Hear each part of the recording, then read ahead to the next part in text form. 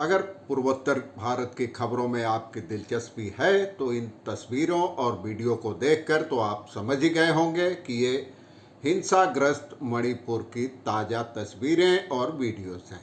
आप जानते हैं 3 मई से ही पूर्वोत्तर राज्य मणिपुर में मैतेई और कुकी जनजातियों के बीच जो जातीय हिंसा शुरू हुई है बड़े पैमाने पर, वह थमने की बजाय लगातार तेज होती जा रही है।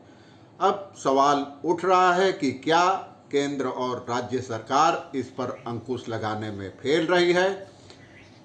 इसका जवाब हाँ में ही लगता है, क्योंकि अब सत्ताधारी बीजेपी के नेताओं पर हमले हो रहे हैं। खुद बीजेपी के केंद्रीय मंत्री आर.के. रंजन सिंह का घर जला दिया गया, बीजेपी के दफ्तर में तोड़फोड़ हुई।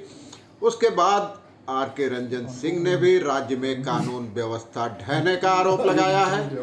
सेना के एक रिटायर्ड लेफ्टिनेंट जनरल ने तो मणिपुर की तुलना लीबिया, सूडान और नाइजीरिया तक से कर दी है। और आज मणिपुर में विद्रोही एकता दिवस मनाया जाता है। 2001 की 18 जून को वहाँ 18 लोग मारे गए थे हिंसा में। उनकी याद में हर साल विद्रोह एकता दिवस मनाया जाता है। 1.5 महीने से ज़्यादा, एकदम सटीक कहें तो 47 दिनों से राज्य में जगह जगह कर्फ्यू लागू है, इंटरनेट सेवाएं बंद हैं। इससे आम लोग लाचार हो गए हैं, 2 चक्की के 2 पाटों के बीच पिसने पर मजबूर हो गए हैं। और तमाम कोशिशों के बावजूद, भारी तादाद में सुरक्षा बलों की तैनाती के बावजूद हिंसा लगातार बढ़ रही है। मैं आपको मणिपुर की एक्सक्लूसिव तस्वीरें और वीडियोस दिखा रहा हूं। आगे विस्तार से दिखाऊंगा जो वीडियो आपने शुरुआत में देखे। तो आइए चलते हैं मणिपुर, वहां का ताज़ा हाल जानने। चलने से पहले एक अनुरोध कि अगर आपको ये चैनल जचे, रिपोर्ट जचे, तो कृपया मित्रों और परिजनों के साथ शेयर करें और चैनल को सब्सक्राइब कर लें। घंटी का बटन भी दबा दें तो आपको मणिपुर के ताज़ा अपडेट्स लगातार मिलते रहें।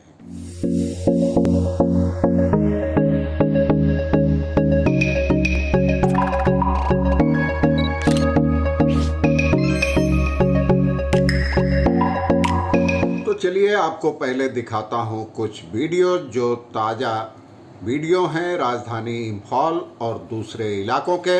उसके बाद फिर आपसे चर्चा करूँगा ताज़ा स्थिति पर।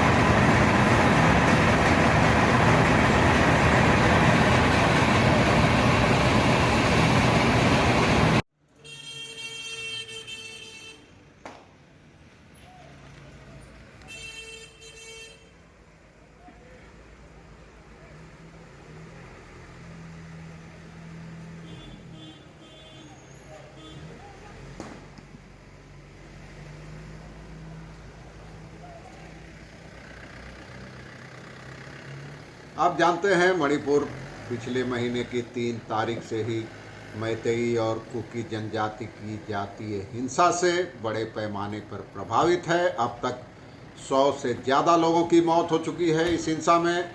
50,000 लोग बेघर हो चुके हैं, अलग अलग राहत शिविरों में रह रहे हैं।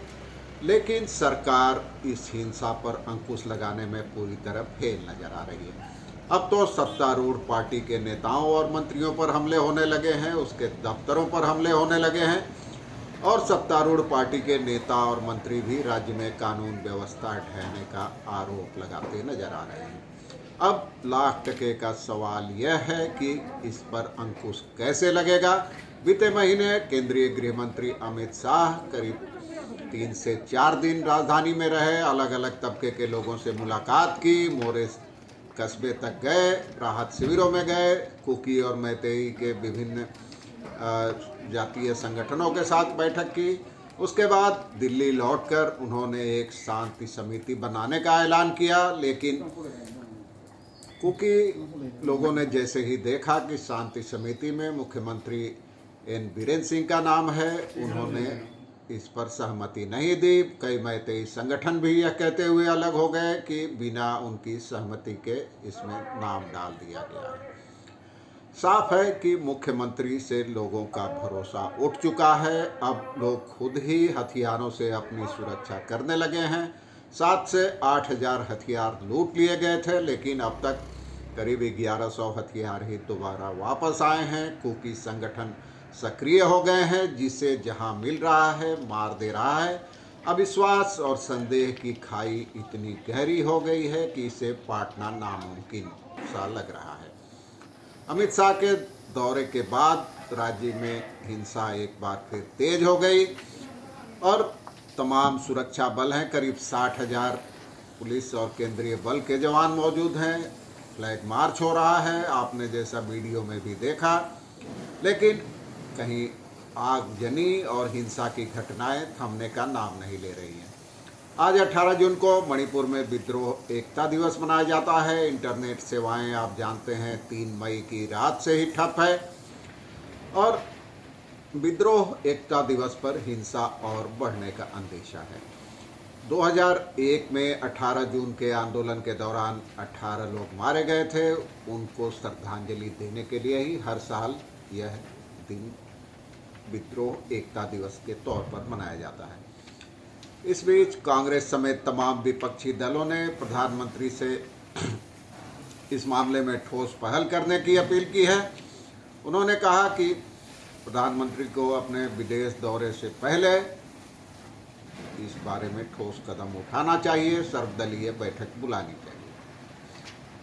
और हैरत होती है कि अब भी थाने लूटने की कोशिश हो रही है और उग्रवादियों के पास, कुकी संगठनों के पास अत्याधुनिक हथियार हैं और तमाम सुरक्षा के बावजूद केंद्रीय मंत्री, भाजपा नेताओं के घरों पर हमले हो रहे हैं। खुद राजधानी इंफॉल में भी हालात बेहद बिगड़ गए हैं। शुक्रवार को भी इंफॉल वेस्ट के एक थाने में हथियार लूटने की कोशिश की गई, हालांकि इसमें कामयाबी नहीं मिली। एक अन्य घटना में करीब 2000 लोगों की भीड़ ने एक अस्पताल के पास लूटपाट की कोशिश की, तोड़फोड़ की कोशिश की। रैपिड एक्शन फोर्स के जवानों ने आंसू गैस के गोले छोड़कर भीड़ को तितर-बितर किया। बीते एक सप्ताह के दौरान ही कम से कम 15 लोगों की मौत हो चुकी है। इसके बाद मणिपुर यूनिवर्सिटी के पास बीजेपी के स्थानीय विधायक के आवास में तोड़फोड़ की कोशिश की गई।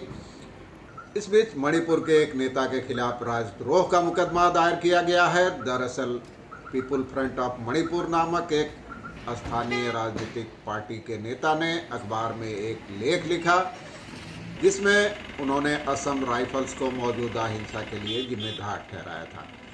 इसके चलते पुलिस ने नेता पर 2 पक्षों में शत्रुता बढ़ाने के आरोप में देशद्रोह का मामला दर्ज किया है और सरकारी आंकड़ा माने तो अब तक 115 लोगों की मौत हो चुकी है, 310 से ज़्यादा घायल हैं, हजारों लोगों को विस्थापन झेलना पड़ रहा है।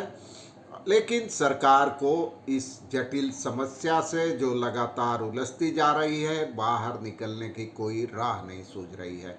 अब ये सही समय है केंद्र सरकार और राज्य सरकार मिलकर, और राजनीतिक विश्लेषकों का कहना है कि इस समस्या का समाधान बल प्रयोग से नहीं बल्कि बातचीत से ही संभव है।